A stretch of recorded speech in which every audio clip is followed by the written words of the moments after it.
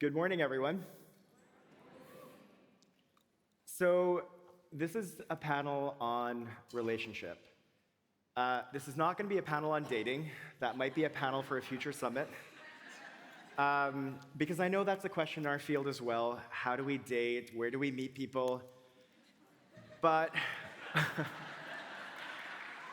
the number of times people have talked about setting up dating apps for people to meet in the sector is amazing. That might be a future well-being project initiative. But this is going to be a panel that really is about exploring how we walk in relationship while also tending to ourselves and tending to each other. And I want to say that this, for me, is a very personal subject, and I think for many of us here, how do we do this? Is it even possible? And just to make this personal for a moment, in a very personal panel, for me, I did have a moment in a relationship about 12 or 13 years ago where I broke up with someone while I was doing deep personal work because I couldn't find a way, or I thought there was no way, to actually do the two things. And so I think it's a question that can be present for many of us. We've certainly heard that with the work that we've been doing. And so we really wanted to explore that and open up space for maybe seeing that there are other possibilities. And so I hope this resonates with people in the room. People interested? Great. I would also love to make an invitation. We have these two wonderful people, Louisa and Kumi, who are going to be exploring this with us. And as you can imagine, this is something that's personal, it's vulnerable. I can feel myself trembling up here. And so I can't even begin to imagine what it's like for them. And so I'd love to invite us to hold the two of them with an intention of support, an intention of care, and just really be present with them as they take us through this conversation.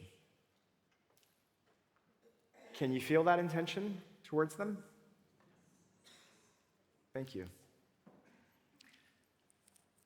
So, in Bilbao 3 years ago, each of them had a keynote where they talked about their own journeys in life and in social change, and coming to really paying attention also to themselves as they paid attention to the world.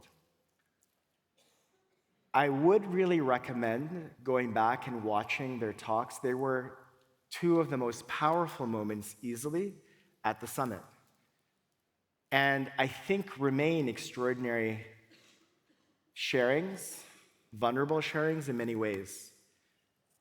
I want to lift out two things from that. One is that, like all of us, there have been many traumas and many difficult things through both of their lives. And in particular, there was a moment that happened 27 years ago, which was a home invasion in which the two of them were separated into separate rooms as this was happening. And for a long time afterwards, up till Bilbao, one of the things that was unclear for Kumi was what had happened for Louisa and whether she remembered or not. And what became clear in Bilbao listening to her was that there really was no recall. And so with that moment of them both sharing, I was sitting actually behind Kumi as he listened to Louisa. He was very moved, deeply touched. And the two of them together, 2 weeks after Bilbao, decided to start seeing a therapist, which was an extraordinary decision on both of their parts. And so I'd love to just start us off with that decision to going to see a therapist. And maybe we could start with that first decision and then that first call with the therapist. Kumi? Thank you, Aaron. Thank you, everybody. I just would like to express, Louisa, and my gratitude for Bilbao because that was the first time we showed vulnerability, and the way people responded to us and the love we felt kind of gave us the energy and the strength to actually seek support. So we called up a friend who was a therapist, somebody who had worked with us in community stuff. And he said, 2 conditions I will work with you. One is, don't give me any deadline. Don't tell me like 3 months, 6 months. If it takes 3 years or 5 years, then we're going to stay with it. When he said that, I got freaked out because then in South Africa, and I suppose everywhere, therapy is really expensive. And we had just both resigned our jobs after our son had taken his life 3 months earlier. And so he said, because you guys have delusions that the world will fall apart were it not for your activism, which was a very nice chiding. So then we started. The second thing he then said was, given the service that you've given to our country and to my family, he said, it's going to be pro bono. So that took out a lot of pressure. So we started going every week. The first session, the question I said was, in Bilbao, I discovered that for the first time, when Louisa said nothing had happened when we were separated, even though inside me there was always a doubt, there was nothing in the way Louisa said it that would have suggested that that was not the case, you know. And then I asked him, can you help us recover memory from so long back? And then he said, it's possible, but you're in no shape to go there. You'll have to deal with your son's passing first, and I'll tell you if and when you are ready. Louisa will talk more about what happened in the session, but I should say that for a year, every week we used to go. It was exceptionally painful and difficult.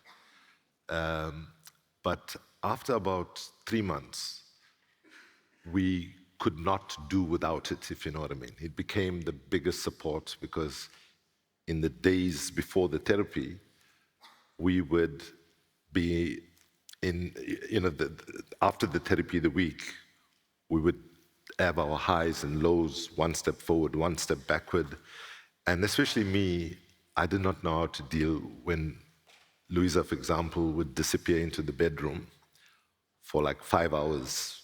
And then I knew I had to give her space, but you know, it was so long, I would open the door and go in and ask her this question, which the question was, are you doing okay, babes? And she never answered it. She would just give me a look. How could you ask me such a stupid question, right? It's obvious that I'm not doing good. And I'll round up by saying that what the therapy helped me to do was to figure out how much of it is individual work that we have to do and how much of it is collective work. And I'm not saying we got this formula, but as the therapy went on, I think we got better and better at it. Louisa? So for me, I came to really walk the journey of healing in earnest when I accepted that I didn't know how to continue with life without help. I accepted that I needed more support, and I didn't even know how that support would come, but I couldn't continue without the help. So that was the beginning of the step towards healing. So it was actually in Bilbao that I committed to Kumi that I would go with him to therapy. Before, I just couldn't sit in therapy. It felt like it was suffocating for me to sit there with a therapist. I tried it after the traumatic experience of the attack in our home, but I didn't go for the 3rd visit. I also accepted that I had in my life become deeply unskilled at communicating what was happening with me. As a parent, as a life partner, I had become very disconnected from my emotions. So my default setting was that of shutting down emotionally, alternatively, behaving in ways that appeased other people, and I tried to validate myself through behavior. I was not in a position to investigate myself and speak about myself and what was happening with me. And therapy meant that I am going into backstories where these patterns started forming. And it meant a lot of tears, rivers and rivers of tears that we cried together. And in some instances, it would feel like we would not be able to come back from the rupture that the first sessions of therapy felt like. It really felt like explosion. But because of the commitment to keep going back and our attempts to be diligent at homework, somehow, we seemed to come to some repair. And so we kept on going and kept on doing the therapy until another huge turn happened in the 4th month of therapy, when we deeply consented to the therapist using MDMA-assisted therapy when he had assessed that we were good enough to go to that place of the home attack. And of course, in the process, the images of the real brutal and devastating attack on me surfaced, and Kumi and I had to deal with another trauma. This one, I could not speak. I couldn't find the words to explain to Kumi what it felt like in the body, the separation that I was feeling in the body. But at a point, I eventually had to, and this was like breaking point, at the point where it felt like it was not possible to continue living. I managed to communicate to Kumi that this is what it's like. And of course, he went into action mode, found help. We went into other modes of therapy. We got more assistance. And I started learning some tools of reconnecting with the body. And Kumi will talk about what was happening with him at that time. But my journey of healing from the violation of my body was a very confusing, it still is an ongoing journey, but it was a very confusing process. It confused Kumi. It filled me with shame, which I had no reason to carry. But it filled me with shame, it filled me with guilt that intimacy had now become a site for negotiating trauma. It was very hard. So we walked without him understanding. And of course, in the process, there's normal life, and he has to get annoyed with me, he has got to fight with me. And I'm trying to say, how can you do that? And at the same time, I know he's going through exactly that. And we held hands. We went through troubles. We are still going through troubles. So as we sit here, it's not because we're saying, look at this couple. It has faced big traumatic things, and it is a model for learning how to walk the journey of healing. We're not. But what we want to tell you is,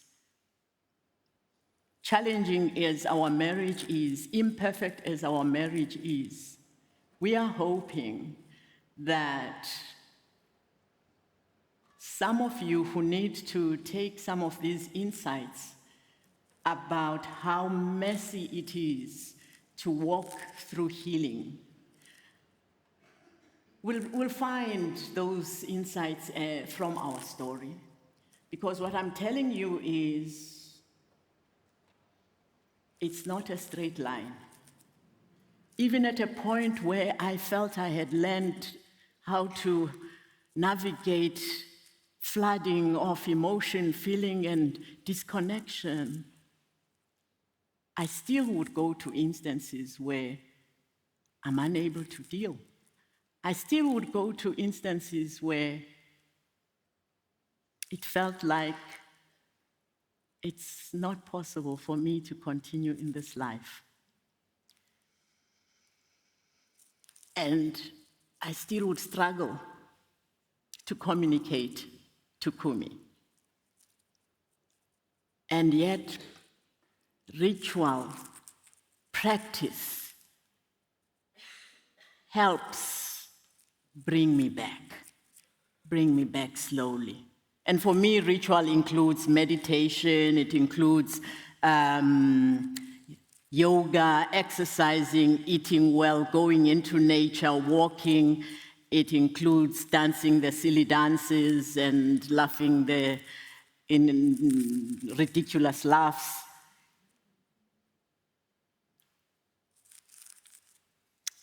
Louisa, Here we are. thank you.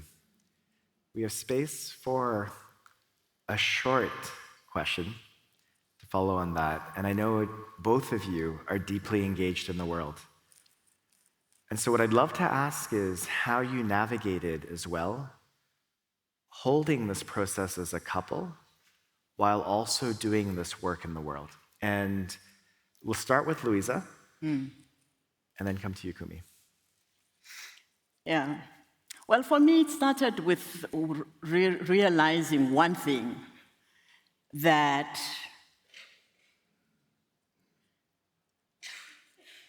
the healing process is an act of radical love.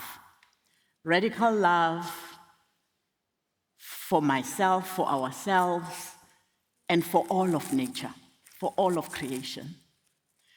Because if I'm going out to be a mother who is coming from a place of unattended fear, trauma, and grief, there is no way I am going to really give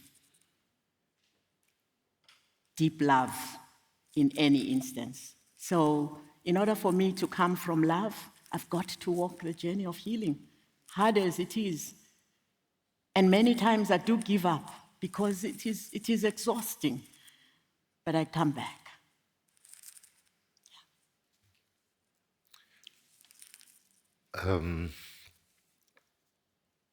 Living with purpose was my strategy from a 15-year-old when my mom took her life, to deal with trauma. But in the current moment, I don't see a contradiction between living with purpose and doing the hard internal work that we need to do, right?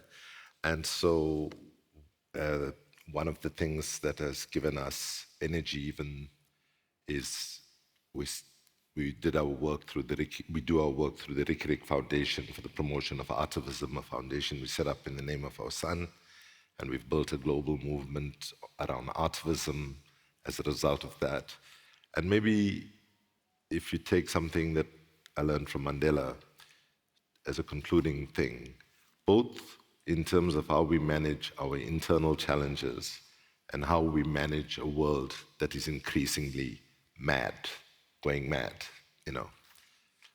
I mean, a world that is seriously fucked up, if I Yeah. can just say it, right? So I just end with these words, though, both in terms of how you deal with the challenges in the external environment and how do you deal with the personal.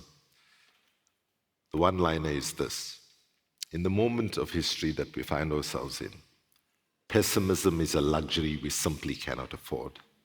And the pessimism that justifiably that emerges from our analysis, our observations, and our lived experiences must, can, and should be responded to by the optimism of our thought, our action, our creativity, our courage, and our sense of love for humanity.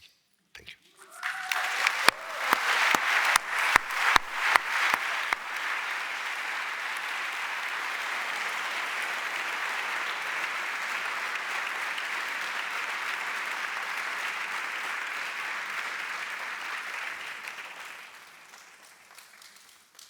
As we were preparing this panel, I felt deeply moved every time I listened to them.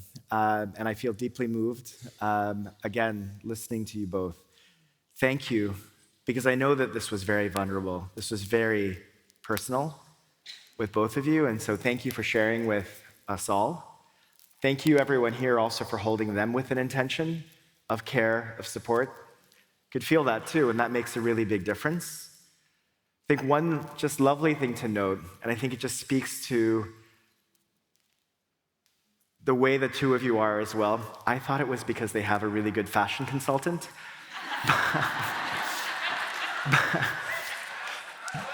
But which is probably true. But what they're also wearing are the outfits that they wore to solemnize their marriage vows as well.